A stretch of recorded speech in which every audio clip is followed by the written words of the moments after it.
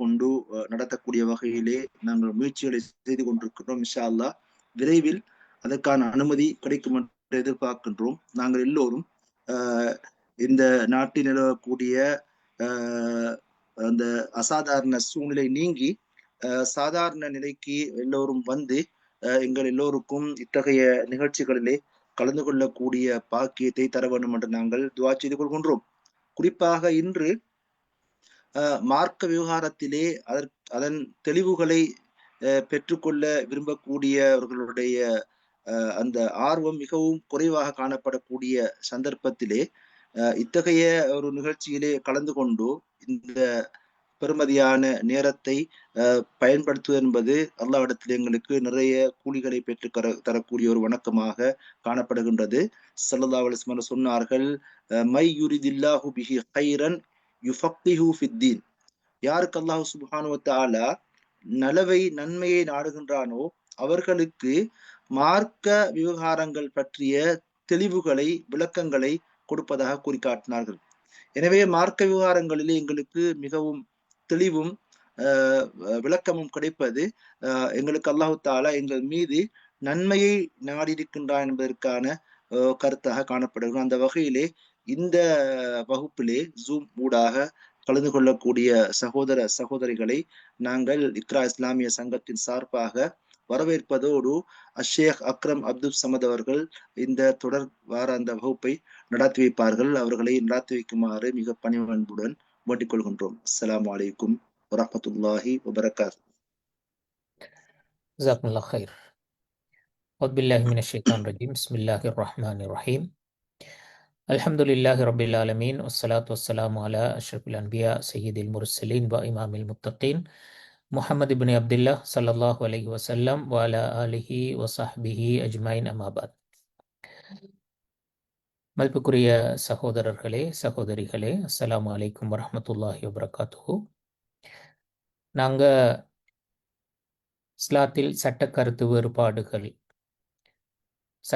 வேறுபாடுகளும் அதற்கான காரணங்களும் என்று சொல்கின்ற இந்த தலைப்பினுடைய 4வதும் இறுதியுமான பகுதியில் இன்றைக்கு இணைந்திருக்கின்றோம். இன்ஷா அல்லாஹ் இன்றைய நாளோட இந்த தலைப்பை நாங்கள் நிறைவு செய்ய முடியுமாக இருக்கும் என்று நம்புகின்றேன்.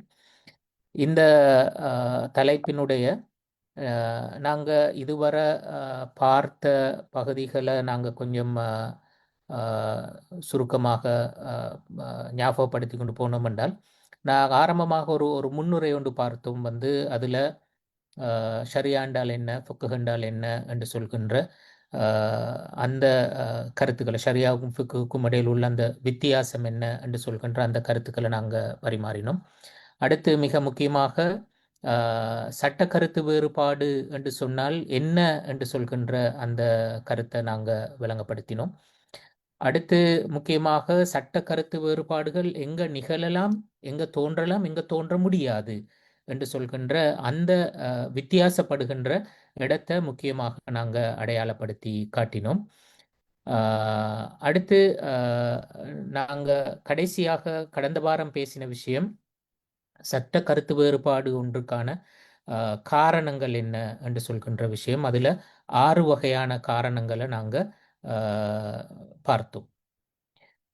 அந்த தொடரில் இன்றைக்கு இன்ஷா அல்லாஹ் நாங்கள் வாரோம் இந்த சட்ட கருத்து வேறுபாடுகளை நாங்கள் எப்படி கையாள்றது, அதனோட நாங்கள் எப்படி நடந்து கொள்றது என்று சொல்றது சம்பந்தமான சில உண்மைகளை தான் நாங்கள் இன்ஷா அல்லாஹ் இன்றைக்கு நாங்கள் டிஸ்கஸ் பண்ணுறதுக்கு இருக்கிறோம். ஏனெண்டா நாங்கள் சொன்னோம் சட்ட கருத்து வேறுபாடு என்று சொல்கிறது எங்களுக்கு நாங்கள் சொன்ன அடிப்படைகள் என்று பார்க்குற நேரத்தில் அது தவிர்க்க முடியாத ஒன்று.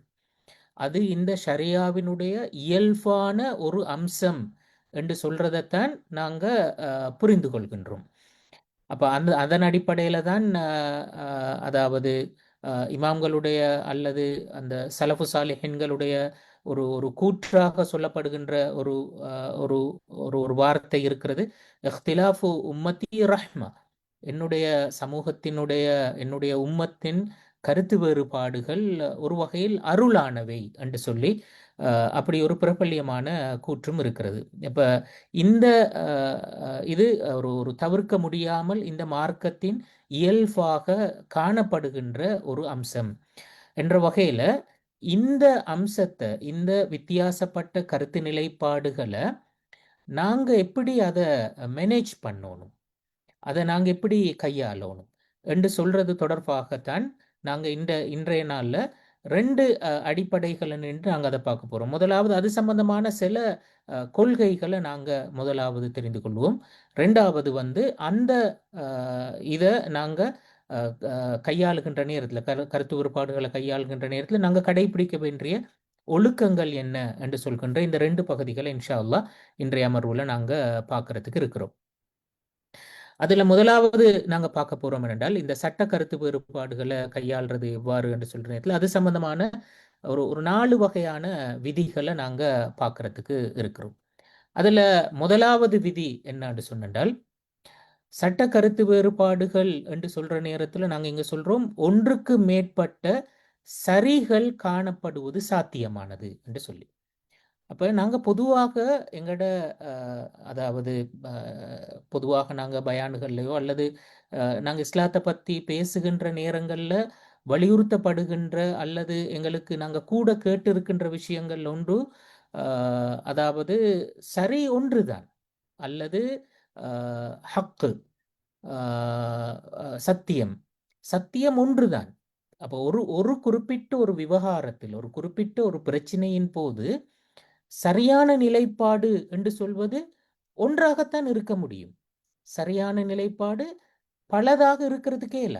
ஒன்று சரி என்றால் அடுத்தது பிள்ளை, அல்லது ஒன்று சத்தியம் என்றால் அடுத்தது அசத்தியம், அல்லது ஒன்று சத்தியம் என்றால் அடுத்தது வழிகேடு என்று சொல்வது அப்படியான ஒன்றுதான் காணப்படலாம் என்று சொல்வது போன்ற ஒரு ஒரு ஒரு கருத்து நாங்க சமூகத்தில் இருக்கிறத பொதுவாக காணக்கூடியதாக இருக்கிறது. ஆனால் உண்மையிலே நாங்க ஷரியாவுக்குள்ளால இந்த சட்ட கருத்து வேறுபாடுகள் என்று சொல்ற நேரத்துல நாங்க ஒரு விஷயத்த திரும்ப ஞாபகப்படுத்திக் கொள்ளும் என்றால், இந்த சட்ட கருத்து வேறுபாடுகள் என்று சொல்றது நாங்க சொன்னோம், இது ஷரியத்துல வரக்கூடியது அல்ல. இது ஃபிக்ஹ்ல, மனிதனுடைய புரிதல்ல வரக்கூடிய ஒரு விஷயம். மனித புரிதல்லையும் அங்க சட்ட கருத்து வேறுபாடுகள் தோன்ற முடியாத ஒரு ஏரியா ஒன்று இருக்கிறது, தோன்ற முடியுமான ஒரு ஏரியா ஒன்று இருக்கிறது. அப்ப சட்ட கருத்து வேறுபாடுகள் தோன்ற முடியுமான ஏரியாவுக்குள்ளால நாங்க சொல்றோம், ஒரு குறிப்பிட்ட விவகாரத்திலேயே ஒன்றுக்கு மேற்பட்ட சரியான நிலைப்பாடுகள் இருப்பது சாத்தியமானது என்று சொல்றது. இங்க அந்த இந்த இந்த எங்கட சமூகத்துல இந்த விஷயத்துல ஒரு ஒரு ஒரு குழப்பமான ஒரு நிலைமை ஒன்று காணப்படுவதற்கு முக்கியமான காரணம் என்னன்னா, நாங்க இந்த 2 விஷயங்களை சரியாக வேறுபடுத்தி புரிஞ்சு கொள்ளாதது. அதாவது இப்ப சத்தியம் வழிகேடு அல்லது சத்தியம் அசத்தியம் என்று சொல்வதற்கும் சரி பிழை என்று சொல்வதற்கும் இடையில் உள்ள வித்தியாசத்தை நாங்க புரிஞ்சு கொள்ளாமல் இருக்கின்றோம். 2ஐயும் நாங்க ஒன்று மாதிரி புரிந்து கொண்டு இருப்பது உண்மையிலே எங்கட அந்த புரிதல் இருக்கின்ற ஒரு தவறு. அந்த தவறினாலதான் பல சமயங்கள்ல நாங்க எல்லா விஷயங்கள்லையுமே இந்த அதாவது இந்த இந்த ஒன்று மட்டும்தான் சரியாக இருக்க முடியும் என்று சொல்கின்ற ஒரு நிலைப்பாட்டுல நின்று நாங்க பார்க்கறதுக்கு முற்படுறோம். அப்ப உண்மையிலே இந்த இந்த சத்தியம் ஹக் என்ற சொல், ஹக் பாத்தில் அல்லது ஹக் பலால் என்று சொல்ற அந்த விஷயம், இந்த சத்தியம் அசத்தியம் அல்லது சத்தியம் வழிகேடு என்று சொல்ற இந்த பிரயோகம் உண்மையிலே ஷரியத்துல எந்த விஷயத்தை குறிப்பதற்கு பயன்படுத்தப்பட்டது என்று சொன்னால், அது அந்த நாங்க ஏற்கனவே சொன்னோமே, இந்த வஹியோடு சம்பந்தப்பட்ட விஷயங்கள் அல்லது கருத்து வேறுபாடு தோன்றக்கூடாத, தோன்ற முடியாத திட்டவட்டமான விஷயங்கள் இருக்கின்றனவே, அந்த விவகாரங்கள்ல அது சார்ந்த அந்த சட்ட வசனங்களை பொறுத்தவரையில அவற்றில சரி என்று சொல்வது, சரியான நிலைப்பாடு என்று சொல்வது ஒன்றாகத்தான் கண்டிப்பாக இருக்கும். அதுல சரி அதாவது சரியான நிலைப்பாட்டுக்கு புறம்பானவை எல்லாம் அது வழிகேடாக அசத்தியமாக காணப்படும். அப்ப அதை நாங்க சொல்லுவோம் அது சத்தியம், அது ஹக். ஹக் எப்பவுமே ஒன்றுதான். ஆனால் சரிகள் என்று சொல்றது அது அதுக்கு குரானோ அல்லது ஷரியா பயன்படுத்தின சொற்பிரயோகம் சவாப் ஹதா என்று சொல்வது. அப்ப சத்தியம் அசத்தியம் என்று சொல்வதும் சரி பிழை என்று சொல்வதும் ரெண்டு வெவ்வேறான சொற்பிரயோகங்கள். அப்ப சவாப் ஹத என்று சொல்றது சத்தியம் அசத்தியத்தோடு சம்பந்தப்பட்டது அல்ல. அது நாங்க சொன்னோம் கருத்து வேறுபாடு தோன்ற முடியுமான எல்லைகள், அந்த திட்டவட்ட மற்ற சட்ட வசனங்கள் வந்திருக்கின்ற விவகாரங்கள், அந்த விவகாரங்கள்ல சரியான நிலைப்பாடு என்று சொல்ற ஒன்று, அடுத்தது தவறான நிலைப்பாடு என்று சொல்ற ஒன்று தோன்ற முடியும். அப்ப அங்க சரி பிழை என்று சொல்றது எங்க தோன்றும் என்று சொன்னால் இந்த கருத்து வேறுபாடு தோன்ற முடியுமான ஏரியாவில். ஆனால் ஹக்கு பாத்தில் என்று சொல்றது எங்க இருக்கும் என்றால் அது கருத்து வேறுபாடு தோன்ற முடியாத விவகாரங்களை பொறுத்த வரையில. இந்த வித்தியாசத்தை தான் இந்த குரான் வசனமும் இந்த ஹதீஸும் எங்களுக்கு சொல்கிறது. குரான்ல வருகிறது ஃபமாதா பஅதல் ஹக்கி இல்ல தலால், சூரத் யூனுஸ்ல வரக்கூடிய வசனம். அது மிச்சம் தெளிவா சொல்றேன் என்றால் சத்தியத்துக்கு பிறகு வழிகேட்டை தவிர வேறு என்ன இருக்கிறது என்று குரான் கேட்கிறது. அப்ப அது தெளிவாக சத்தியம் என்று சொல்றது ஒரு குறித்த விஷயத்துல எது சத்தியம் என்றால் ஒன்றுதான் சத்தியம். அந்த சத்தியத்துக்கு புறம்பாக இருக்கின்ற அடுத்த அனைத்துமே வழிகேடானவை, அசத்தியமானவை என்று சொல்ற அந்த குரான் வசனம் தெளிவாக சொல்கிறது. அங்க பயன்படுத்தின சொல் ஹக் பாத்தில், ஹக் பலால் என்ற அந்த சொற்களை தான் குரான் பயன்படுத்தினது. இந்த ஹதீஸை பாருங்க. இந்த ஹதீஸ்ல ரசூல் ஸல்லல்லாஹு அலைஹி வஸல்லம் அவர்கள் சொல்றார், இதா இஜ்தஹதல் ஹாக்கிம் ஃபஅஸாப ஃபலஹு அஜ்ரான் வ இதா இஜ்தஹத ஃபஅக்தஹ ஃபலஹு அஜ்ருன் வாஹித். அப்ப அங்க ஒரு அறிஞர் அவர் ஒரு ஆய்வு முயற்சியில் ஈடுபட்டு ஃபஅஸாப அதில் அவர் சரியான முடிவை கண்டடைந்தால், அசாப சவாப் என்ற அந்த சொல், சரியான முடிவை கண்டடைந்தால் அவருக்கு 2 கூலிகள். அவர் அந்த ஆய்வு செய்து அவர் கண்டடைந்த முடிவு தவறானதாக அமைந்தால் ஃபலஹு அஜ்ருன் வாஹித், அதற்கு அவருக்கு ஒரு கூலி இருக்கிறது. அப்ப தவறாக அமைந்தாலும் கூலி இருக்கின்றது என்று சொன்ன, சரியாக அமைந்தால் 2 கூலி இருக்கின்றது என்று சொன்ன. அப்ப அங்க பயன்படுத்தின சொல் சரி தவறு என்று சொல்றது. அப்ப சரி தவறு என்று சொல்ற பிரயோகம் எங்க பயன்படுத்தப்படுகிறது என்றால் வித்தியாசமான நிலைப்பாடு வர முடியுமான இடங்களை பொறுத்தவரையில. அப்ப ஹக் பாத்தில் என்று சொல்றது எங்க பயன்படுத்தப்படுகிறது என்றால் வித்தியாசமான நிலைப்பாடுகள் வர முடியாத இடத்தை பொறுத்தவரையில. அப்ப நாங்க இந்த 2 சொற்களையும் ஒரே கருத்துல ஒரே மாதிரி ஒரே பெருமானத்தோட நாங்க அவற்றை பயன்படுத்த போகின்ற நேரத்துல தான் எங்களுக்கு இந்த சிந்தனை சிக்கல் தோன்றுகிறது. அப்ப அந்த வகையில நாங்க முதலாவது இங்க புரிஞ்சு கொள்றோம் என்னண்டா, இஸ்லாத்தை பொறுத்தவரையில நாங்க சத்தியம் ஒன்றுதான் என்று சொல்வதற்குரிய இடம் இருக்கின்றது. அதே மாதிரி சரிகள் ஒன்றுக்கு மேற்பட்டவையாக காணப்பட முடியும் என்று சொல்வதற்கான இடமும் இருக்கின்றது. அதற்கான நிறைய ஆதாரங்களை நாங்க காணலும். இப்போ உதாரணமாக அபுதாவுதுல பதிவு செய்யப்பட்டிருக்கிற ஒரு ஹதீஸ். அந்த ஹதீஸ்ல 2 சஹாபாக்கள் ஒரு பிரயாணம் போறாங்க. பிரயாணம் போய் அவங்கள அந்த பிரயாணத்துல இப்ப தொழுக நேரம் வருகிறது. அவங்களிடத்துல வுலு செய்வதற்கு தண்ணீர் இல்லை. இப்ப என்ன செய்யறாங்கண்டா அவங்க 2 பேரும் தயமம் செய்து கொண்டு தொழுகையை நிறைவேற்றுறாங்க. தொழுகையை நிறைவேற்றிட்டு இப்ப உதாரணத்துக்கு நாங்க வச்சுக்கொள்ளும், இப்ப அசர் தொழுகையை நிறைவேற்றினாங்கன்னு வச்சுக்கொள்ளுங்களேன். இப்ப அசர் தொழுகைக்குரிய நேரம் மகரிபு தொழுகை வரையில. இப்ப இவங்க அசரை ஒரு 3:30க்கு தொழுதுட்டாங்கன்னு வைங்களே, ஒரு 5 மணி ஆகிற நேரத்துல அவங்களுக்கு தண்ணீர் கிடைச்சிது. இது ஆக்சுவலா இப்ப அந்த சஹாபாக்களுக்கு அந்த தொழுகை நேரம் முடியறதுக்கு முந்தைய தண்ணி கிடைக்குது. இப்ப தண்ணி கிடைச்ச உடனே இப்ப அவங்க 2 பேருக்கு மத்தியில ஒரு கருத்து வேறுபாடு வருது. இப்ப தண்ணி கிடைச்சாச்சு தானே, இப்ப நாங்க வுலு செஞ்சு கொண்டு அந்த தொழுகையை தொழலாமே. ஒருத்தர் சொல்றாரு நாங்க அந்த வுலு செஞ்சுட்டு அந்த தொழுகையை திரும்ப தொழணும். அடுத்தவர் சொல்றாரு இல்ல தேவையில்லை, நாங்க தொழுதுட்டோம் தானே, எங்களோட கடமை முடிஞ்சிட்டு, இப்ப நாங்க திரும்ப வுலு செஞ்சுட்டு திரும்ப தொழணும்னு அவசியம் இல்லைன்னு. அப்ப முதலாவது கருத்து சொன்னவர் அவரு தொழுதார், 2வது கருத்து சொன்னவர் அவரு தொழல. இந்த விஷயத்தை ரசூலுல்லாஹ்விடத்துல கொண்டு வந்தாங்க. ரசூல் ஸல்லல்லாஹு அலைஹி வஸல்லம் அவர்கள் இதை கேட்டதுக்கு பிறகு அவர் சொன்ன பதில் என்ன, ஃபகால லில்லதி லம் யுஇத், அந்த தொழுகையை திரும்ப மீட்டி தொழாதவரை பார்த்து சொன்னார், அசப்த சுன்னா வ அஜ்ஸஅத்க ஸலாத்துக். நீங்க சுன்னாவை சரியா செஞ்சுக்கிறீங்க, சுன்னத்தை சரியா செஞ்சுக்கிறீங்க, உங்களோட தொழுகைக்குரிய கூலி உங்களுக்கு கிடைச்சிரும் என்று சொன்னார். அடுத்து சொன்னார் வக்கால இல்லதி தவத்தா வ ஆத். தொழுகை அந்த வுலு செஞ்சுட்டு தொழுகையை திரும்ப மீள தொழுதவரை பார்த்து சொன்னார் லக்கல் அஜ்ரு மர்ரத்தைன், உங்களுக்கு 2 கூலி கிடைக்கும் என்று சொன்னார். அப்ப பாருங்க என்னடா, இங்க ஒரு விவகாரத்துல ஒன்றுக்கு மேற்பட்ட சரிகள் இருந்திருக்கிறது. அப்ப ரெண்டுமே சரியான நிலைப்பாடு தான். அதனால தான் ரசூலுல்லாஹ் நீங்க சரியாக செஞ்சிக்கிறீங்க, சுன்னத்தை செஞ்சிக்கிறீங்க, உங்களுக்கு அதுக்குரிய கூலி இருக்கிறது, இவருக்கு 2 கூலி இருக்கிறது என்று சொன்னார். அப்ப ஒரு பிரச்சனையில 2 நிலைப்பாடும் சரியாக இருந்திருக்கிறது. அதே மாதிரி தான் இந்த ஹதீஸும் எங்களுக்கு தெரியும். நாங்க இதற்கு முந்தையும் இந்த ஹதீஸ்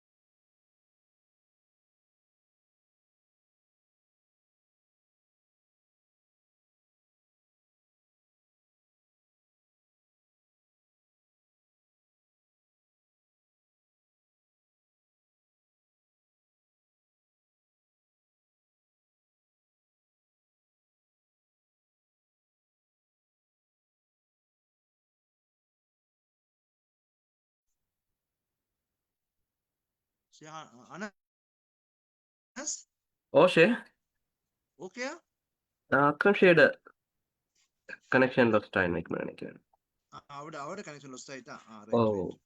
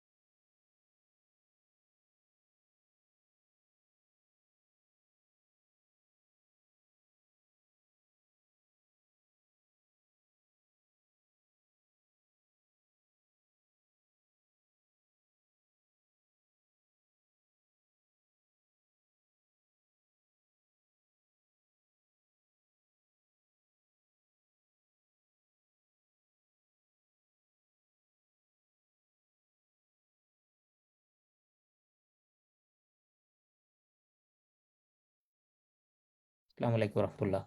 சாரி, கொஞ்சம் எதிர்பாராத விதமாக இது திடீரென்று இந்த க்ளோஸ் ஆயிட்டு.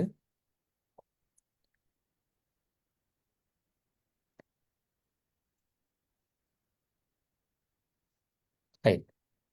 நாங்கள் சொல்லிட்டு இருந்தோம் அந்த ஹதீஸ் பனி குறைதாவில் அந்த சம்பவத்துக்கு பிறகு இமாம் இப்னு உமர் ரலியல்லாஹு அன்ஹு அவர்கள் சொல்லுவார், ஃபமா அன்னஃப வாஹித மினல் ஃபரீகைன். இந்த ரசூல் ஸல்லல்லாஹு அலைஹி வஸல்லம் அவர்கள் அந்த ரெண்டு தரப்பையும் குறை காணல, ரெண்டு தரப்பையும் குற்றம் சொல்லல. அவங்க ரெண்டு தரப்பும் அந்த அதை ரெண்டு தரப்பை ரசூல் அங்கீகரிச்சிருக்கிறார். அதுதான் அந்த அந்த அந்த இடத்துல ரசூல்லா அவங்க ரெண்டு தரப்பையும் குறை சொல்லாமை என்று சொல்றதற்கான காரணமாக அமைந்தது.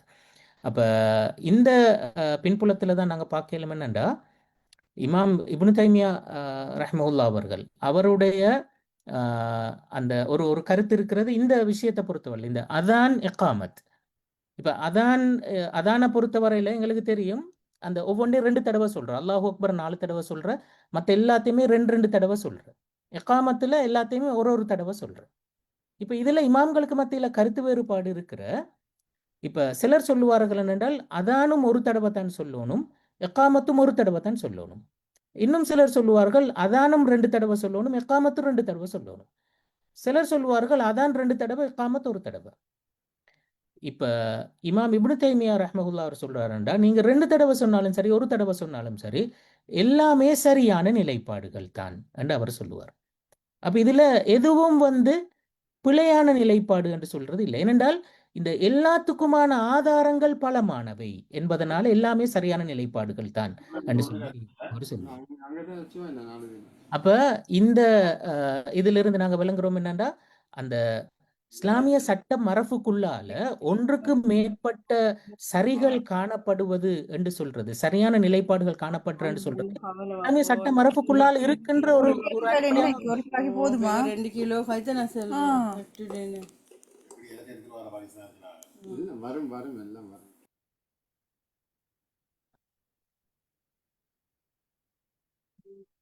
நாங்க அடுத்த பகுதிக்கு வருவோம். இதுல 2வது பகுதிக்கு, இந்த கருத்து வேறுபாடுக்கு உட்பட்ட விவகாரங்கள்ல ஒருவர் அடுத்தவரை மறுதளிக்கிறதுக்கு இயலாது.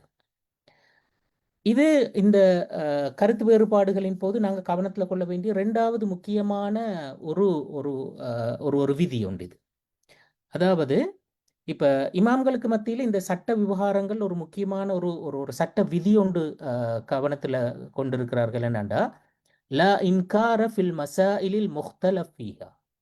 அதாவது கருத்து வேறுபாடுக்கு உட்பட முடியுமான விவகாரங்கள்ல ஒருவர் அடுத்தவருடைய கருத்தை மறுதளிக்க முடியாது என்று சொல்றது. அப்படி என்றா அந்த மறுதளிக்க முடியாது என்று சொல்றதனுடைய பொருள் என்னாண்டா, அந்த விஷயம் இஸ்லாத்துல இல்ல என்று சொல்லி நாங்க சொல்லலுமா? அப்படி சொல்லலாம். இப்ப ஏண்ட கருத்து சரி, உங்களோட கருத்து தவறு என்று சொல்லலாமாண்டா சொல்லலாம். அதுல பிரச்சனை இல்லை. என்னடா, ஆய்வுல ஒருத்தர் தன்னுடைய ஆய்வை சரி காண முடியும், அடுத்தவருடைய ஆய்வு தவறானது என்று சொல்ல முடியும். ஆனால் அடுத்தவருடைய ஆய்வு இஸ்லாத்திலே இல்லை, அதை வழிகேடு என்று சொல்லலுமா? அப்படி சொல்லலாம். அதாவது நாங்க சொல்றோம் என்றால் இங்க இந்த கருத்து வேறுபாடு தோன்ற முடியுமான விவகாரங்களுக்குள்ளாலதான் இது. இது இப்ப கருத்து வேறுபாடு தோன்ற முடியாத கத்தையான விவகாரங்கள்ல இந்த நிலைப்பாடு சொல்லப்படையலுமா? இல்ல. கத்தையான இந்த விவகாரங்கள்ல இந்த விதியை இமாம்கள் சொல்லல. இப்ப உதாரணத்துக்கு நாங்க சொல்லுவோம் என்னண்டா, அல்லாஹ் இருக்கிறானா இல்லையா, இது திட்டவட்டமான ஒரு நிலைப்பாடு. அல்லாஹு தாலா இருக்கின்றான் என்று சொல்வது, அதாவது குர்ஆனிலேயும் ஹதீஸிலேயும் அல்லாஹு தாலா இருக்கின்றான் என்று சொல்வது மிக திட்டவட்டமான கத்இயான நிலைப்பாடு ஒன்று. அது இதுல 2வது ஒரு கருத்து ஒரு தோன்றியலுமா? அப்படி தோன்றினா நாங்க சொல்லுவோம் அது பலால், அது பாத்தில். அங்க 2வது கருத்து வரையலாம். அந்த கருத்து கண்டிப்பாக அது இஸ்லாத்துல இல்ல என்று நாங்க மறுப்போம். ஆனா இப்போ ஒரு சட்ட விவகாரத்துல கருத்து வேறுபாடு தோன்ற முடியுமான விவகாரத்துல இப்ப எந்த அளவு கண்டா, இதே இப்ப நான் சொன்ன அதே உதாரணத்திலே இப்படி ஒரு விஷயம் கேட்டா, அல்லாஹ் இருக்கிறானா இல்லையான்னு சொல்றதுல கருத்து வேறுபாடு வரையலாம். அல்லாஹ் எங்க இருக்கிறான் என்றதுல கருத்து வேறுபாடு வரலாமா இல்லையா? அல்லாஹ் எங்க இருக்கிறான், எங்க அல்லாஹ்ட இடம் எங்க, இதுல கருத்து வேறுபாடு வரையலும். ஷரியாவுல குரான்ல வந்திருக்கின்ற வசனங்கள், ஹதீஸ்ல சொல்லப்பட்டிருக்கிற வசனங்களை வச்சு பார்க்கிற நேரத்துல ஒன்றுக்கு மேற்பட்ட அபிப்பிராயங்கள் அதுல தோன்றுவதற்கான இடம்பாடு இருக்கிறது. அப்ப இமாம்களுக்கு மத்தியில் அந்த இடம்பாடு வந்திருக்கிற நிறைய பேர் சொன்னார்கள் என்றால் அல்லாஹு தாலா அரிஷில் தான் இருக்கின்றான். அர் ரஹ்மானு அலல் அர்ஷி இஸ்தவா, அல்லாஹு தாலா அரிஷில் தான் அமர்ந்திருக்கிறான் என்று சொல்லி. ஆனா அந்த அல்லாஹ் இன்னும் சிலர் சொல்லுவாங்க அப்படி இல்லை, அல்லாஹ் அரிஷில தான் இருக்கிறான் என்று சொல்வதற்கு இல்லை. அல்லாஹு தாலா வந்து எல்லா இடத்துலையும் இருக்கின்றான், எங்களோடையும் இருக்கின்றான். எல்லா எல்லா இடத்திலையும் அல்லாஹு தாலா இருக்கு. இப்ப அக்ரபு இலைஹி மின் ஹப்லில் வரீத் என்று குர்ஆன்ல வருது, உங்களுடைய அந்த பிடரின் நரம்பை விடவும் உங்களுக்கு நெருக்கமாக இருக்கின்றான் என்று சொல்லி. அப்ப அல்லாஹு தாலா அந்த எங்களோட எல்லா இடத்திலையும் அல்லாஹ் உடன் இருக்கின்றான் என்று சொல்கின்ற ஒரு கருத்தை பெறுவதற்கான இடம்பாடு இருக்கிறது. அப்ப அந்த வகையில இந்த விவகாரம் நாங்க சொல்லுவோம் என்றால் இது கருத்து வேறுபாடுக்கு உட்பட முடியுமான ஒரு விவகாரம். அப்ப அந்த விவகாரத்தில் ஒன்றுக்கு மேற்பட்ட 2 கருத்து வரையலுமாண்டா வரையலும். இப்ப இதுல ஒன்று சரியாக இருக்கும், அடுத்தது தவறாக இருக்கும். ஆனா அது இஸ்லாத்துல இல்ல, அப்படி பேசக்கூடாது, அப்படி பேசினா அது ஷிர்க் என்று சொல்லியோ அவரை வந்து வழிகேடர் என்று சொல்லியோ அப்படி நாங்க சொல்லலுமா? அப்படி சொல்லத்துக்கு முடியாது. அப்ப இதுதான் நாங்க இதுல புரிஞ்சு கொள்ள வேண்டிய ஆக முக்கியமான விஷயம். இப்ப உண்மையிலே இந்த விதிய நாங்க ஏற்கனவே சொன்ன அந்த எல்லா அடிப்படைகளையும் வச்சு பார்க்கிற நேரத்துல அந்த அடிப்படைகளோட தர்க்க ரீதியான ஒரு விளைவாகத்தான் இந்த விதி இமாம்கள் சொல்லி இருக்கிறார்கள். நாங்க சொன்னோம் ஷரியா என்று சொல்றது வஹி, அதுல வந்து யாரும் மாற்று கருத்து கொள்ளையலாம். அடுத்தது ஃபிக்ஹ். ஃபிக்ஹ் என்று சொல்றது ஷரியாவிலிருந்து நாங்க எதை புரிந்து கொள்கின்றோம், அது மனித அறிவு. மனித அறிவுல வந்து வித்தியாசம் வரையலாம் என்று சொன்னோம். சூழலுக்கு ஏற்ப ஒருத்தர் அறிவு தரத்துக்கு ஏற்ப வித்தியாசங்கள் வரலாம் என்று சொன்னோம். அடுத்தது அந்த மனித அறிவுக்குள்ளாலையும் கூட குர்ஆன் ஹதீஸ புரிஞ்சு கொள்கின்ற நேரத்துல திட்டவட்டமாக ஒரு கருத்தை மட்டும் புரிந்து கொள்கின்ற இடமும் இருக்கிறது, ஒன்றுக்கு மேற்பட்ட கருத்தை புரிந்து கொள்கின்ற இடமும் இருக்கிறது. அப்ப அப்படி பார்க்கிற நேரத்துல இந்த ஒன்றுக்கு மேற்பட்ட கருத்துக்களை புரிந்து கொள்ள முடியுமான இடத்துல அது மனித அறிவு, அங்க ஒன்றுக்கு மேற்பட்ட கருத்துக்கள் வருவது இயல்பானது. அப்படி புரிந்து கொள்ள சாத்தியமான ஒரு நிலைமையும் குர்ஆன்ல ஹதீஸ்ல இருக்கிறது என்று இருந்தால் அப்ப 2 கருத்தையும் வந்து நாங்க ஒண்ட வந்து இஸ்லாத்திலே இல்லைன்னு மறுக்கேலுமா? மறுக்கேலா. ஏன்னா அது இயல்பான தர்க்க ரீதியான ஒரு விளைவு. அது நாங்க ஏற்கனவே சொன்ன அந்த உண்மைகள்ட ஒரு தர்க்க ரீதியான ஒரு விளைவு.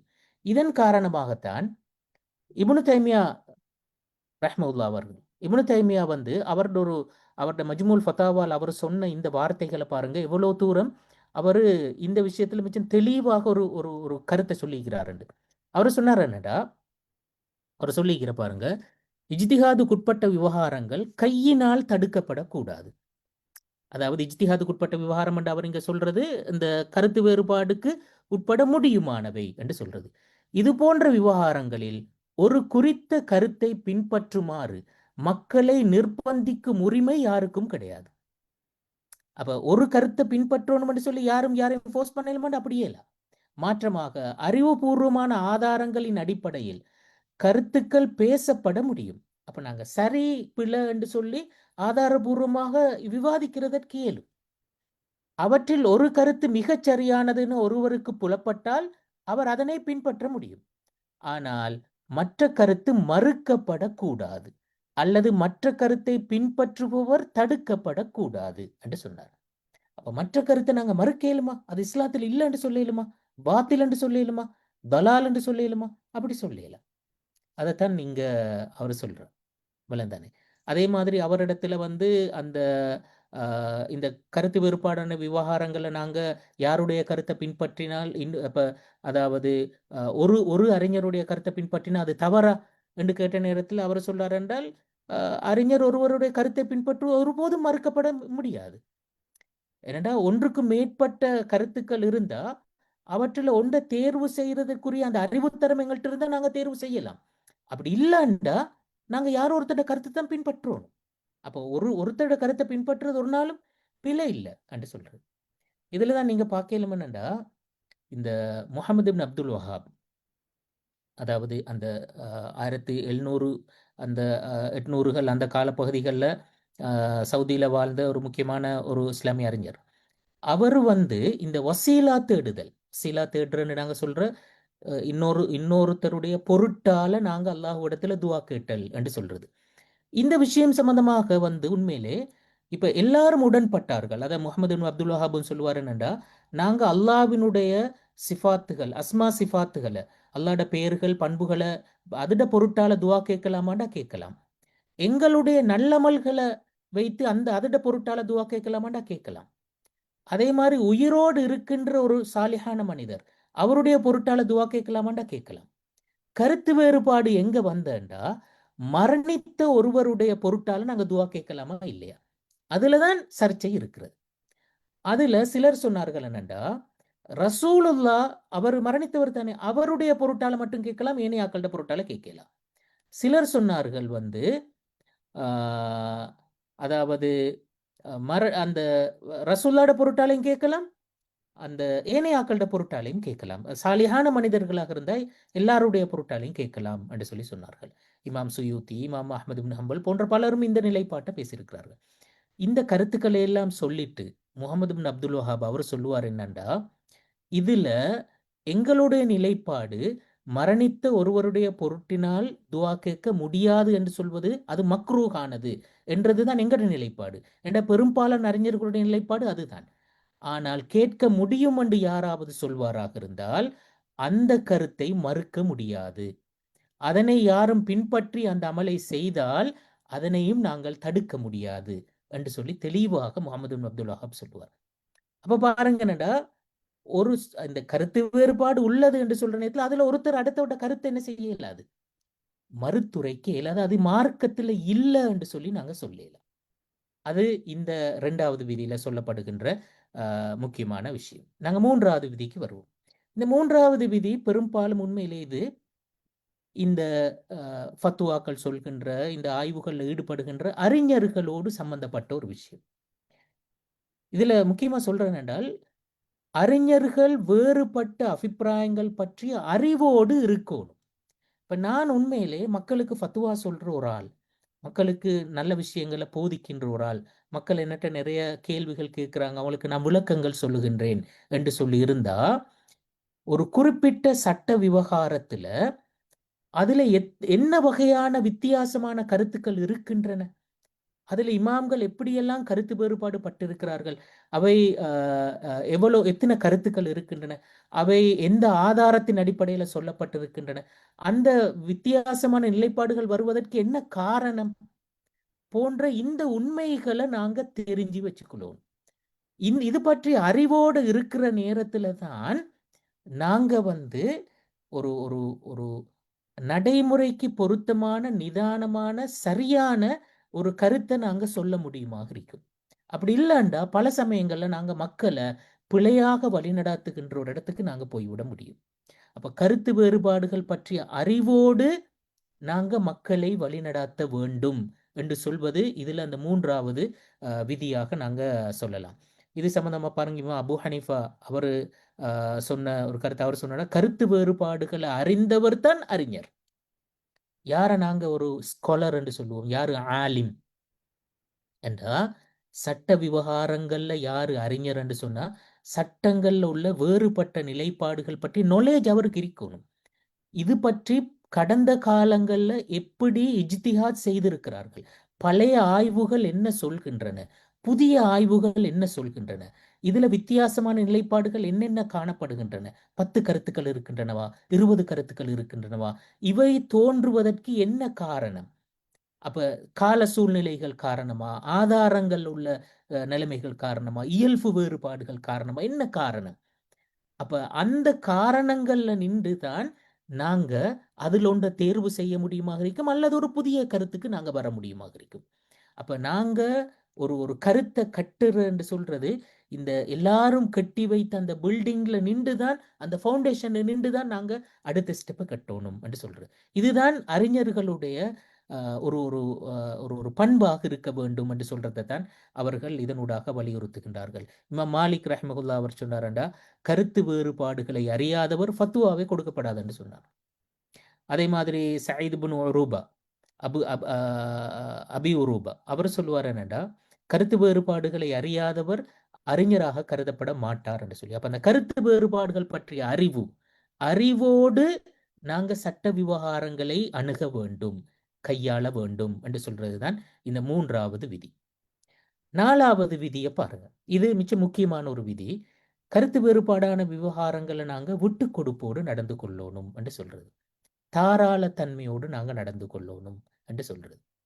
அதாவது கருத்து வேறுபாடான விஷயத்துல நாங்க ஒரு இறுக்கமான நிலைப்பாட்டில் இருக்கப்படாது. இதான் சரி, இதைத்தான் நீங்க செய்யணும் என்று சொல்ற மாதிரி ஒரு இறுக்கமான நிலைப்பாட்டில் நாங்க இருந்துடப்படாது. நாங்க ஒரு தாராள தன்மையோடு விட்டு கொடுப்போடு நாங்க நடந்து கொள்ளணும். அட பொருள் எனக்கு ஒரு நிலைப்பாடு இருக்கக்கூடாது என்று சொல்வதா? அப்படி இல்லை. எனக்கு ஒரு நிலைப்பாடு இருக்கலாம், நான் அந்த நிலைப்பாட்டை சார்ந்து இருக்கலாம், அந்த நிலைப்பாட்டை மீது நான் பற்றுக்கொள்ளலாம், அது எனக்கு மிச்சம் விருப்பமானதாக இருக்கலாம், அதெல்லாம் பிழை இல்லை. ஆனால் இன்னொரு நிலைப்பாடு இருக்கவே கூடாது என்று நாங்க நினைச்சோம்டா, இன்னொரு நிலைப்பாட்டினுடைய இருப்பையே நாங்க மறுத்தோம்டா, அதுதான் தவறானது. அப்ப தாராளத்தன்மை என்று சொல்றது அதுதான், விட்டு கொடுப்பு என்று சொல்றது அதுதான். எனக்கு என்று சொல்லி ஒரு நிலைப்பாட்டை நான் சரி காணுதல் பிழை அல்ல. இன்னொரு நிலைப்பாட்டின் இருப்பை மறுத்தல், இருப்பை மறுக்கிறேன் நாங்க ஏற்கனவே சொன்ன மாதிரி அது இஸ்லாத்துல இல்லை என்று சொல்லி நாங்க மறுத்தல் அது தவறானது. அப்ப அதைத்தான் நாங்க உண்மையிலே சொல்றோம் என்றால் அத்தஅஸ்ஸுப், அதுதான் வெறி கொள்ளுதல் சொல்ற. கருத்துக்களின் மீது, மதுஹப்ல அல்லது ஒரு குறிப்பிட்ட சிந்தனை மீது வெறி கொள்ளுதல் கூடாது. அப்ப அந்த பற்று இருத்தல் பிரச்சனை இல்லை. ஆனா அடுத்ததை மறுக்கிற நேரத்துல தான் அது வெறியாக மாறுகிறது. அப்ப அந்த நிலைமையை இஸ்லாம் உண்மையிலே தடுத்தது எங்கள்கிட்ட. இப்ப இதுல இமாம்கள் இந்த நாங்க விட்டு கொடுப்போட தாராளத்தன்மையோடு நடந்து கொள்கின்றோம் என்று சொல்றதுக்கு சில உதாரணங்கள் சொன்னார்கள். என்ன உதாரணங்கள் பாருங்க, அதாவது அல்லது சில அடையாளங்கள் சொன்னார்கள். முதலாவது அடையாளம், அடுத்த கருத்தை மதித்து நடக்கணும். நாங்க அதுக்கு ரெஸ்பெக்ட் பண்ணணும்.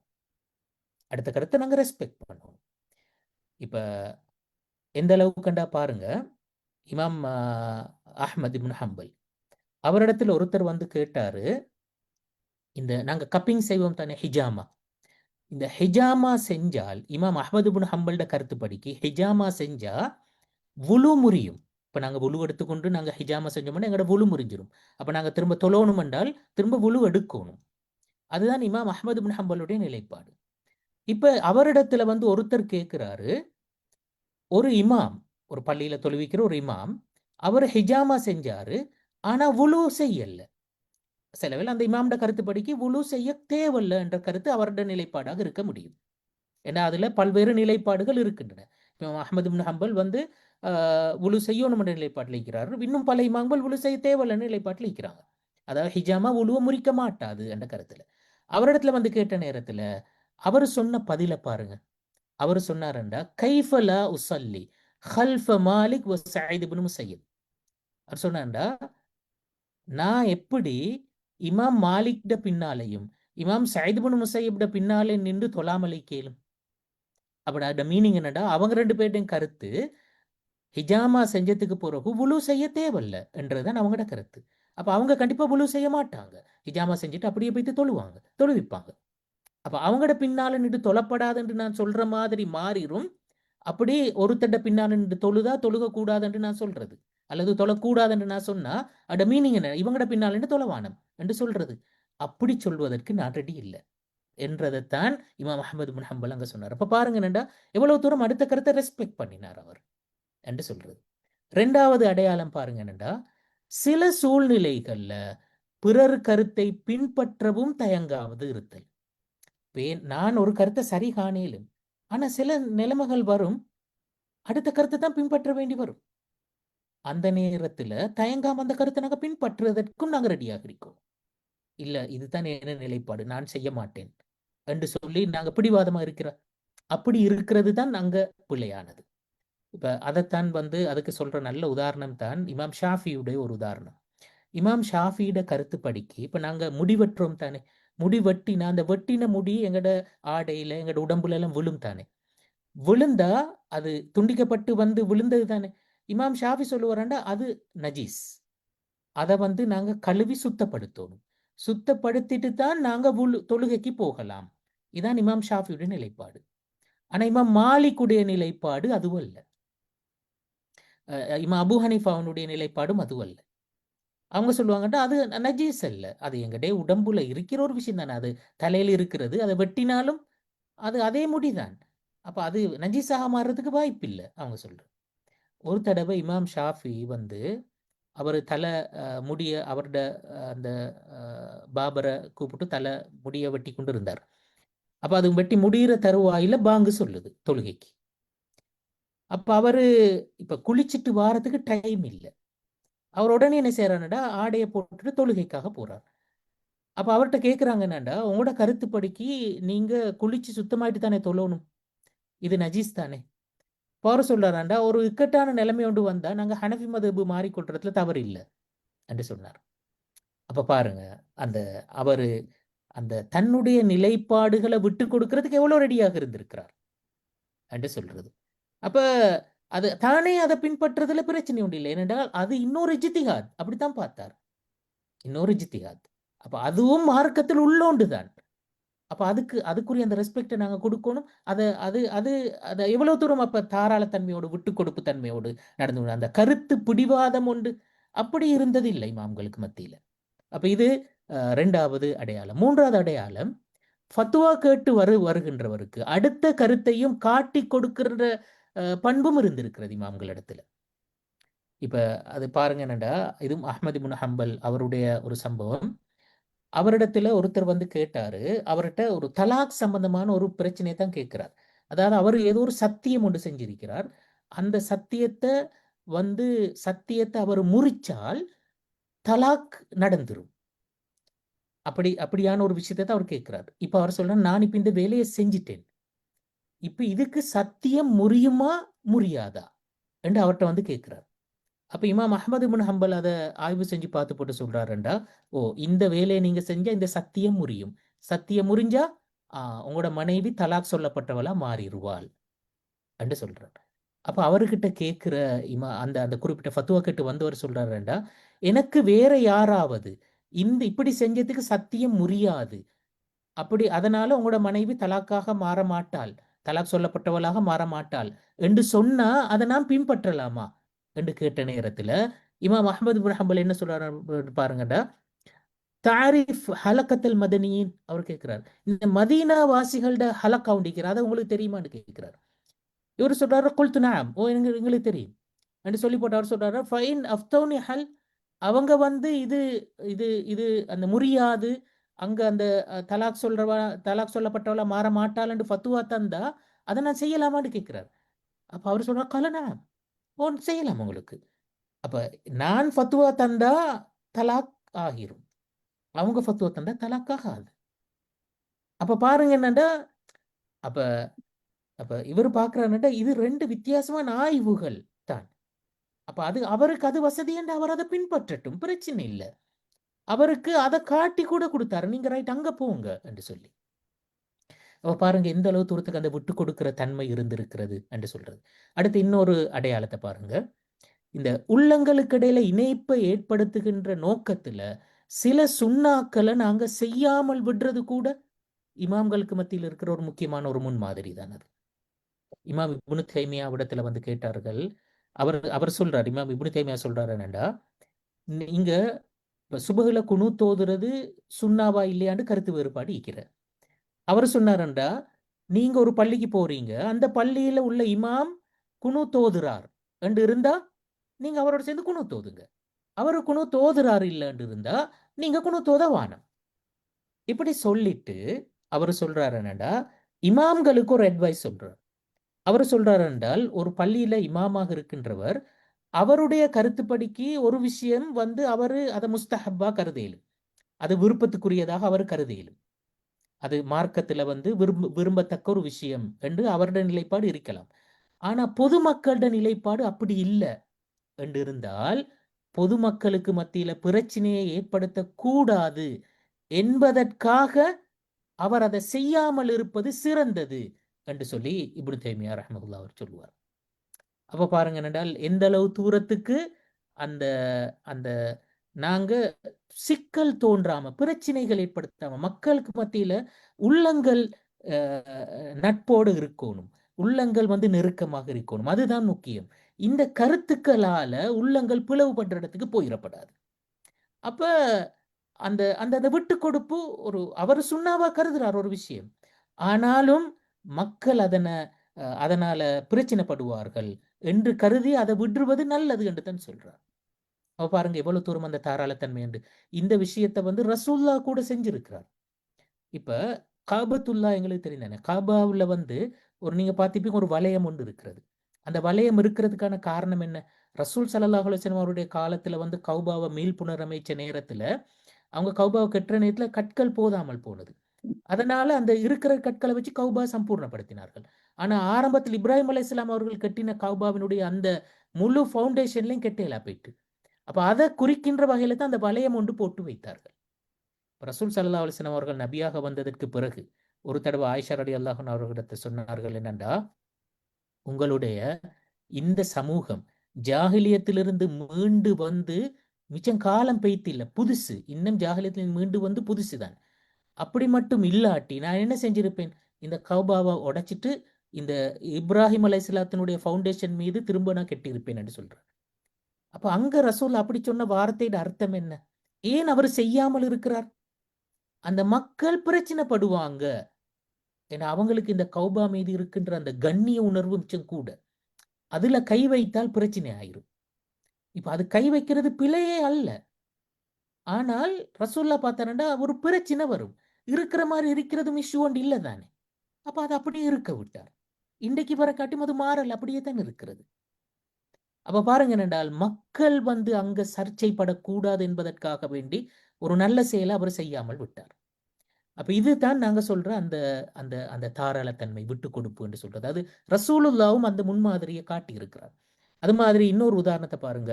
ஒரு பிரதேச மக்களிடத்துல நடைமுறையில் உள்ள ஒரு கருத்தை மறுக்க தேவையில்லை. நாங்க ஒரு பிரதேசத்துல ஒரு கருத்தை அவங்க பிராக்டிஸ் பண்ணி கொண்டிருக்கிறாங்க. அதை அவங்க சரி கண்டு அதைத்தான் அவங்க ஃபத்துவாவாக பெற்று செஞ்சு கொண்டிருக்கிறாங்க.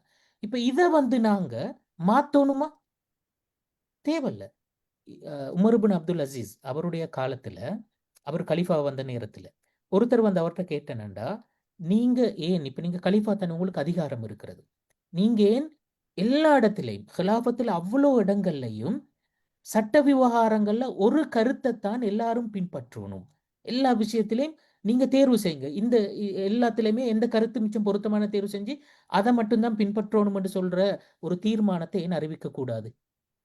அவர் சொல்றாருண்டா, மக்கள் பல கருத்துக்களை பின்பற்றாம ஒரு கருத்துல மட்டுமே இருக்கிறது என்று சொல்றது எனக்கு எப்பவும் சந்தோஷம் இல்லை. மக்கள் வித்தியாசமான பல நிலைப்பாடுகள் இருக்கணும், பிளெக்சிபிளாக இருக்கணும், அதுதான் மார்க்கம் என்று சொல்லிட்டு அவர் என்ன செஞ்சாரண்டா, உடனே எல்லா கவர்னர்களுக்கும் எழுதினார். எழுதி அதில் ஒரு வார்த்தை சொன்னாரண்டா, லயக்தி குல்லு கௌமின் பிமா இஜ்தமா அலைஹி ஃபுகஹாஹு. ஒவ்வொரு பிரதேசத்திலையும் ஒவ்வொரு சமூகத்திலையும் அந்த சமூகத்தில் அந்த பிரதேசத்து ஆலிம்கள் உடன்பட்ட கருத்தொன்று இருக்குமே, அதையே அவங்களுக்கு நீங்க தீர்ப்பாக சொல்லுங்க, அதையே அவங்களுக்கு ஃபத்துவாவாக சொல்லுங்க. அப்படி இல்லாம புதிய ஒரு விஷயத்தை கொண்டு போட வேண்டிய அவசியம் இல்லை. ஒரு அறிவாக தெரிந்து கொள்ளுதல் என்று சொல்றது பிரச்சனை அல்ல. ஆனால் நீங்க செய்யறது பிள்ளை, இதுதான் சரி என்று சொல்லி அதை மாத்தி இன்னொன்றை கொண்டு போடணுமா? அப்படி தேவையொன்று இல்லை. அப்ப இதெல்லாம் எதை காட்டுகிறது? அந்த மார்க்கத்துல எந்த அளவு தூரத்துக்கு இந்த சட்ட விவகாரங்கள்ல விட்டு கொடுப்போட தாராளத்தன்மையோட நடந்து கொண்டு இருக்கிறார்கள் என்று சொல்வதற்கான உதாரணங்கள் தான் இது. அப்ப இது நாங்க சொல்ற 4வது விதி. கடைசியாக நாங்க முடிச்சு கொள்றதுக்கு முந்தி சில ஒழுக்கங்களை, அறிஞர்களுக்கும் பொதுமக்களுக்குமான ஒழுக்கங்களை நான் கொஞ்சம் வித்தியாசப்படுத்தி சொல்றேன். முதலாவது, இந்த சட்ட கருத்து வேறுபாடுகளின் போது நாங்க கடைபிடிக்க வேண்டிய ஒழுக்கங்கள்ல அறிஞர்கள் என்ற வகையில மக்களுக்கு நல்ல விஷயங்களை படிச்சு கொடுக்கிறார்கள், அந்த நல்ல விஷயங்களை போதிக்கிறார்கள், ஃபத்துவாக்கள் சொல்லுகின்றவர்கள், அவங்க கடைபிடிக்க வேண்டிய சில ஒழுக்கங்கள் இருக்கின்றன. முதலாவது, கருத்து வேறுபடுறதுல தவறில்லை. கருத்து வேறுபாடு வார தவறில்லை தானே. ஆனால் வன்மையான வார்த்தைகளை நாங்க தவிர்த்து கொள்வோம். நாங்க மிக பெரும்பாலும் கருத்து வேறுபாடு வார நேரத்தில் எங்கட வார்த்தைகள் தடித்து விடும், பெருசாகிவிடும், கடுமையா மாறிடும். அப்ப அதுதான் பிரச்சனையா மாறுற பல சமயங்கள். அது கூடாது. அடுத்தது, கருத்தோடு முரண்படுங்கள், ஆட்களோடு முரண்பட வேணும். அவங்க யாரு? அவங்க உங்களோட சகோதரர்கள். அப்ப கருத்து தான் வித்தியாசம். மற்றபடிக்கு அவரும் ஒரு ஒரு ஒரு மனிதன், என்ன மாதிரி ஒரு ஆன்மா. அப்ப அவரை நான் வெறுக்கலுமா? இல்ல. அப்ப அந்த வகையில அவரு ஒரு ஒரு எங்களோட ஒரு ஒரு ஒரு சகோதரராகத்தான் நாங்க பார்க்கிறோம். அப்ப கருத்து வித்தியாசங்கள் தாராளமாக வர முடியும். அது 2வது. 3வது, வேறுபட வேண்டும் என்பது நோக்கம் அல்ல. எனவே விவாதங்களை நீட்டி முழங்காது. எங்களுக்கு இந்த வித்தியாசமான கருத்துக்கள் இருத்தல் என்று சொல்றது, அதை நாங்க பேசுதல், விவாதித்தல் என்று சொல்றது, பிரிக்கணும் என்றதா? வேறுபடணும். நீங்க வேற, நான் வேற, உங்களோட கொள்கை வேற, எங்கட கொள்கை வேற என்று சொல்வதற்கா இந்த வேறுபாடு? இல்ல. ஒருத்தருடைய ஆய்வு முடிவும் புரிதல் முடிவும் அது. அவர் விளங்கின ஒரு வடிவம், அல்லது அவங்களுக்கு வசதியான, அவங்களுக்கு பொருத்தமான, அவங்களோட சூழலுக்கு ஏற்ற ஒரு ஒரு நிலைப்பாடு என்ற வித்தியாசம் தான் இருக்கிறது. அப்ப அதனால வித்தியாசமான அந்த கருத்து வேறுபாடுகள் அவற்றுக்கு மத்தியில, எங்களுக்கு மத்தியில ஒரு ஒரு டயலாக் கொண்டு நடக்கிற நேரத்துல நாங்க அதை நீட்டி கொண்டு போகப்படாது. பேசி ஒரு ரைட், அவருடைய கருத்து என்ன, அவருடைய நியாயம் என்ன, இவருடைய கருத்து என்ன, இவருடைய நியாயம் என்ன, ஓகே, அவருக்கு நியாயம் இருக்கு, இவருக்கு நியாயம் இருக்குது, ஓகே, நாங்க அடுத்து கடந்து சென்றோம். அதை பேசி பேசி பேசி பேசி கடைசியில மனமுறிவுகள் ஏற்படுற இடம் வரையில கொண்டு வந்து நிப்பாட்டுவோம். அது தவறானது. அடுத்தது, தமது கருத்து ஆதாரத்தின் அடிப்படையில் தவறு என்று இருப்பின் அதனை ஏற்றுக்கொள்வதே உண்மையான தைரியம். அதான் உண்மையான ஈமான். ஆதாரங்கள் அடிப்படையில அது தவறு, உண்மையிலே சரி அடுத்த பக்கம் தான் இருக்குது என்றது அதை மிச்சம் தெளிவாக ஒருத்தர் பேசி முன்வைக்கிறார் என்று சொன்னா அதை ஏற்றுக்கொள்றது இல்லை. என்ன பிரச்சனைக்கு? ஏற்றுக்கொள்ளலாம். அதுதான் உண்மையான ஈமான். அதுதான் அதான் உண்மையான தைரியம். அடுத்தது, தனது பக்கத்திலேயே சரி இருக்கிறது என்று இருப்பினும் மற்றவரை குறை சொல்லாதீர்கள், தரம் தாழ்த்தி பேசாதீர்கள். அடுத்த தண்ட பக்கம் சரி, இந்த பக்கம் உண்மையிலே இதுக்குத்தான் பலமான ஆதாரம் இருக்கிறது என்று இருந்தாலும் அடுத்தாக்களை நாங்கள் குறை செய்யலுமா? விளங்காத ஆக்கள் ஒன்றும் விளங்குறல்ல, குழப்பம் என்று சொல்லி அப்படி அந்த தரம் தாழ்த்தி அவங்கள நாங்கள் பேசலுமா? அப்படியே இல்லை. அதுவும் ஒரு ஆய்வு தான். அந்த ஆய்வுல குறைகள் இருக்கலாம், ஆனாலும் அவங்களோட அந்த ஆய்வுக்கு அல்லாஹ் கூலி கொடுக்கின்றான். அப்ப அல்லாவே ரெஸ்பெக்ட் பண்ணிக்கிற நேரத்துல நாங்க அவங்கள தரம் தாழ்த்துகின்ற உரிமைகளுக்கு இல்லை. அதே மாதிரி கருத்து வேறுபாட்டு உரையாடலின் போது இந்த கூச்சல் குழப்பங்களை தவிர்த்து கொள்ளும். நாங்க நிறைய இந்த ஆர்கியூமெண்ட்டுகள் போனா சவுண்டு உயர்ந்துரும், எங்களுக்கே தெரிய நாங்க போறோம் என்ன பேசுறேன்னு சொல்லி. அது பிறகு தனிப்பட்ட தாக்குதல்லாம் எல்லாம் மாறிடும் எல்லாம். அந்த மாதிரி நிலைமைக்கு நாங்க போயிடக்கூடாது. இது இந்த அறிஞர்கள் கவனத்துல கொள்ள வேண்டிய விஷயம். கடைசியாக பொதுமக்களுக்கான சில அட்வைஸுகள். இந்த கருத்து வேறுபாடுகளின் போது நாங்க கடைபிடிக்க வேண்டிய ஒழுக்கங்கள் என்று சொல்றதுல, முதலாவது, கருத்து வேறுபாடுகளில் சுயமாக ஆய்வு செய்வது பொதுமக்களுக்கு கடமையா? இல்ல, உங்களுக்கு அது கடமை இல்லை. நீங்க நம்பும் ஒரு அறிஞரை பின்பற்றினால் போதுமானது. நீங்க யார் சரி, ஒருத்தரை நம்புறீங்களா, அவரு தகுதி, அவர் பொருத்தம், அவர் சரியாத்தான் சொல்லுவாருன்னு சொல்லி நீங்க நம்புறீங்களா, அவரை நீங்க பின்பற்றினா போதும். அல்லாஹ் அதுக்கு மேல உங்கள்கிட்ட கேட்க மாட்டான். அதே மாதிரி குறைஞ்சபட்சம் பின்பற்றும் கருத்துக்கு என்ன ஆதாரம் என்பதை நீங்கள் அவரிடம் கேட்டு தெரிந்து கொள்வது அது நல்லது. அதாவது நீங்க போய் ஆய்வு செஞ்சு நீங்க தேட தேவையில்லை. அந்த நீங்க இந்த இடத்துல இருந்தாலும் கூட போதும் தான். அவரு சொல்றார் இது சரி என்று சொல்லி சரி என்ற கருத்தோட மட்டும் நின்று கொண்டாலே போதும். ஆனால் அதை தாண்டி கொஞ்சம் நாங்க இன்னும் கொஞ்சம் மேல போறதாக இருந்தா அதோட ஆதாரம் என்ன, என்ன நியாயத்தின் அடிப்படையில் அந்த கருத்தை சொல்ற என்றதையும் தெரிஞ்சு கொண்டா எங்களுக்கு இன்னும் கொஞ்சம் திருப்தியா இருக்கும் தானே. பின்பற்றுவதற்கும் ஒரு தூண்டுதலாக அது அமையும். இது சரியான கருத்து தான், நியாயமான கருத்து தான் என்று சொல்லி திருப்தியோடு நாங்கள் அதை பின்பற்ற முடியுமாக இருக்கும். அதுபோல 3வது, கருத்து வேறுபாடுகளில் ஆய்வு தவறுக்கும் நன்மை இருக்கிறது. எனவே நாம் செய்வது பிழையோ என்று சொல்ற ஒரு குற்ற உணர்ச்சி ஒன்று தேவையா? அப்படி தேவையில்லை. ஆய்வுல தவறு விட்டாலும் அல்லாஹ் தாலா அதை ரெஸ்பெக்ட் பண்றான், அதுக்கு நன்மை கொடுக்கிறான். எனவே நாங்க தவறாயிக்குமோ என்று சொல்லி நாங்க தடமாறணுமா? அப்படி தேவையில்லை. ஒரு குற்ற உணர்ச்சிக்கு வரணுமா? அப்படின்னு தேவையில்லை. அடுத்து மாற்று கருத்தை பின்பற்றுபவரிடம் நீங்களே அப்படி செய்றீங்க என்று கேட்டு சங்கடப்படுத்த வேணாம். நான் ஒரு கருத்தை பின்பற்றேன், நான் அதை சரி காண்றேன், இன்னொருத்தர் இன்னொரு கருத்தை பின்பற்றார். நீங்க ஏன் அப்படி செய்றீங்க, அப்படி செய்யற அது அது பிழையே, இந்த இந்த இமாம்கள் எல்லாம் இதைத்தானே சொல்லிக்கிறாங்க என்று சொல்லி அப்படி நாங்க கேட்டு அதை சங்கடப்படுத்தணுமா? அப்படி செய்ய தேவையில்லை, கூடாது. அடுத்தது, மாற்று கருத்துக்களை அறிவு ரீதியாக அறிந்து கொள்வதில் தவறில்லை. அதன் அடிப்படையில உங்கள் நடைமுறையை மாற்றிக்கொள்வதும் தவறில்லை. இப்ப நாங்க ஒரு விஷயத்தை அறிவு ரீதியாக கற்றல் என்று சொல்றதுல எந்த பிரச்சனையும் இல்லை. நாங்க தாராளமாக கற்கலாம், அதெல்லாம் தேடலாம். அப்படி தேடி எங்களுக்கு ஒரு விஷயத்தை திருப்தி வருகிறது, நான் ஏற்கனவே இருந்த கருத்தை விட இதுதான் சரி என்ற ஒரு விஷயத்துல திருப்தி வருகிறது என்றால் நீங்க அதை மாத்திக்கொள்றதுலயும் எந்த பிரச்சனையும் இல்லை. அதே மாதிரி கடைசியாக, இதுதான் முஸ்லிம் உம்மத்தின் பன்முகத்தன்மை, டைவர்சிட்டி நாங்க சொல்லுவோம், அதோட வெளிப்பாடு என்பதை நாங்க மனசுல கொள்ளணும். இந்த சட்ட கருத்து வேறுபாடுகள்ல இருக்கின்ற இந்த பன்முகத்தன்மை என்று சொல்றது, இது முஸ்லிம் உம்மத்துக்கே ஒரே ஒரு சிறப்பம்சம். இது இந்த டைவர்சிட்டிய வந்து நாங்களே விளங்கி கொள்றதில்ல பல சமயங்கள்ல. அப்ப அடுத்த சமூகங்கள் எப்படி விளங்குவாங்க? இந்த 2000 அந்த 12, 13 அந்த காலப்பகுதிகளில் இந்த ஹிஜாப் சம்பந்தப்பட்ட இந்த இந்த முஸ்லீம்களுக்கு எதிராக இந்த ஹலால் பிரச்சனைகள், இந்த பள்ளி பிரச்சனைகள், இதுகளெல்லாம் தலை தூக்கின காலம், இந்த யுத்தம் முடிஞ்சதுக்கு புறவுள்ள காலம், அந்த காலப்பகுதியில் இந்த ஹிஜாப்ல நிகாப் சம்பந்தம், முகம் மூடுதல் சம்பந்தமாக இலங்கையில இன்னும் பல இடங்கள்ல, குறிப்பாக இலங்கையில இந்த இந்த சர்ச்சை வந்தது.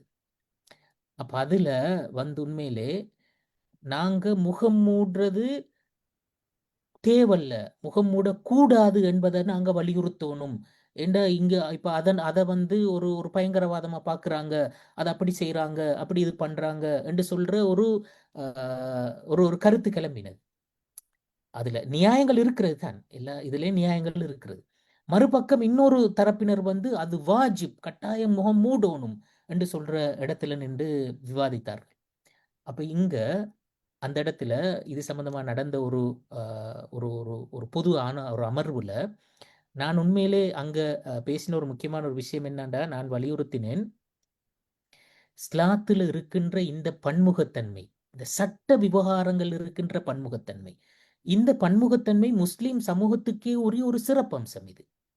அப்ப இந்த சிறப்பம்சத்தை நாங்க முதலாவது அங்கீகரிக்கணும், அடுத்தவர்களுக்கும் இதை நாங்க சொல்லணும். இது வந்து எங்கட இன்டர்னல் விஷயங்கள் உண்டு. அப்ப நாங்க வந்து ஒரு நாளும் நீங்க சொல்லவானம் இதை செய்ய வேண்டாம் என்று சொல்லி, இது சரி இது சரி இது பிள்ளை என்று சொல்லி வேற யாரும் சொல்ற ஒரு விஷயம் ஒன்று இல்லை. எங்களுக்குள்ளால நாங்க இதுல இருக்கின்ற இந்த வேறுபட்ட பல நிலைப்பாடுகள் எங்கள்கிட்ட இருக்கிறது. இது வந்து அந்த ஒவ்வொருத்தரும் அவருடைய வசதிக்கு ஏற்ப, அவருடைய சூழலுக்கு ஏற்ப, விருப்பு வெறுப்புக்கு ஏற்ப பின்பற்ற முடியுமானது எங்களோட சொசைட்டியில் உள்ள டைவர்சிட்டி இது. அப்ப இந்த விஷயத்தை வந்து நாங்க சீரணிக்கணும், அதுக்கப்புறம் அடுத்தவர்கள் அதை சீரணிக்க வைக்கணும். அப்ப இது உண்மையில ஒரு பெரிய ஒரு அழகு தான். இந்த பன்முகத்தன்மை என்று சொல்றது பெரிய ஒரு அழகு எப்பவுமே. அப்ப அது எங்கட சட்ட விவகாரத்துக்குள்ளாலே இருக்கிறது அந்த அழகு. அதை நாங்க சீரணிக்க கற்றுக்கொள்ள வேண்டும் என்று சொல்றதுதான் இங்க சொல்லுகின்ற முக்கியமான விஷயம். அப்ப இது சட்ட கருத்து வேறுபாடுகள்ல பொதுமக்கள் என்ற வகையில நாங்க கடைபிடிக்க வேண்டிய சில ஒழுக்கங்கள். அப்ப இதுதான் உண்மையிலே இந்த தலைப்புல நாங்க சொன்ன பிரதானமான விஷயங்கள். அப்ப இந்த தலைப்புட ஊடாக நாங்க விளங்கி கொள்கின்ற சமரி வந்து உண்மையிலே அப்ப இதுதான் சட்ட கருத்து வேறுபாடுகள் என்று சொல்றது வந்து அது வஹி, நேரடியான வஹி சம்பந்தப்பட்ட, அதாவது வஹிய பிரதிபலிக்கின்ற நேரடி குர்ஆன மாத்திர அல்லது ஹதீஸ மாத்திர என்று சொல்ற மாதிரியான விஷயங்கள் அல்ல. இது வந்து மனிதனுடைய புரிதலோடு சம்பந்தப்பட்ட, ஃபிக்ஹோடு சம்பந்தப்பட்ட விஷயங்கள். அதிலேயும் மனித புரிதல்கள் ஒன்றுக்கு மேற்பட்ட அந்த கருத்து வேறுபாடு தோன்ற முடியாத ஒரு இடம் ஒன்று இருக்கிறது. எல்லா மனித புரிதல்களும் ஒன்று மாதிரிதான் அதை விளங்கும் என்று சொல்ற ஒரு இடம் ஒன்று இருக்கிறது. அதே மாதிரி வித்தியாசமான நிலைப்பாடுகள் தோன்ற முடியுமான ஒரு இடமும் இருக்கிறது. அப்படி அந்த வித்தியாசமான நிலைப்பாடுகள் தோன்ற முடியுமான அந்த இடம்தான், அந்த ஏரியா தான் இஸ்லாத்தினுடைய சட்டப்பரப்புல விசாலமான பரப்பு அதுதான். அப்ப அந்த பரப்பை பொறுத்தவரையில நாங்க எப்படி பார்க்கணும், எப்படி நடந்து கொள்ளணும், அப்படி இதுல வந்து இந்த பரந்த தன்மையோட நாங்க இருப்பது என்று சொல்றது உண்மையிலே எங்கட குடும்ப வாழ்க்கைக்கு, எங்கட சமூக வாழ்க்கைக்கு, ஆக முக்கியமா எல்லாத்தையும் விட எங்கட தவா வாழ்க்கைக்கு மிகவும் முக்கியமான தேவையான ஒரு அடிப்படையான ஒழுக்கம் அது. இது சம்பந்தமான அறிவும் தெளிவும் எங்கள்கிட்ட இருக்கிறது என்று சொல்றது. நாங்க வித்தியாசமான பல குழுக்கள் இருப்பார்கள், பல இயக்கங்கள், அமைப்புகள், நிறுவனங்கள் இருக்கும். இவற்றை ஒன்றோடொன்று உறவாடுவதற்கு, நாங்க பரஸ்பரம் அந்த இணைந்து செயற்படுவதற்கு இந்த புரிதல் இருக்கின்ற நேரத்துல நாங்க இணைந்து செயற்படுவோம்.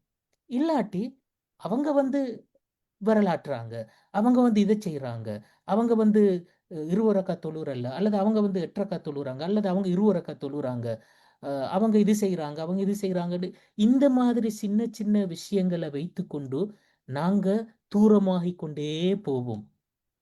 இந்த எங்களுடைய தாவாவும் அதனால பலவீனப்பட்டு கொண்டே போவோம். எப்பவுமே நாங்க இணைந்து செயற்படுதல் என்று சொல்றது தான் இந்த தாவாவுக்கு பலம். அப்ப அதற்கான மிக முக்கியமான ஒரு உறவு பாலமாக இருப்பதுதான் இந்த கருத்து வேறுபாடுகள் சம்பந்தப்பட்ட இந்த ஒழுக்கம் என்று சொல்றது. அப்ப அதைத்தான் நாங்க இந்த தலைப்பினூடாக வலியுறுத்தி இருக்கின்றோம். இது இன்ஷா அல்லாஹ் இந்த எதிர்காலங்கள்ல இந்த பிரதேசத்தினுடைய தாவாவுக்கு மிக முக்கியமான ஒரு ஒரு தவாவை பலப்படுத்துவதற்கான ஒரு காரணியாக இருக்க வேண்டும் என்று கேட்டு விடைபெறுகின்றேன். ஆஹிர் தவானா அல்ஹம்துலில்லாஹி ரப்பில் ஆலமீன். அஸ்ஸலாமு அலைக்கும் வரஹ்மத்துல்லாஹி வபரகாத்துஹு. வஜஸாக்குமுல்லாஹ் ஹைரன்.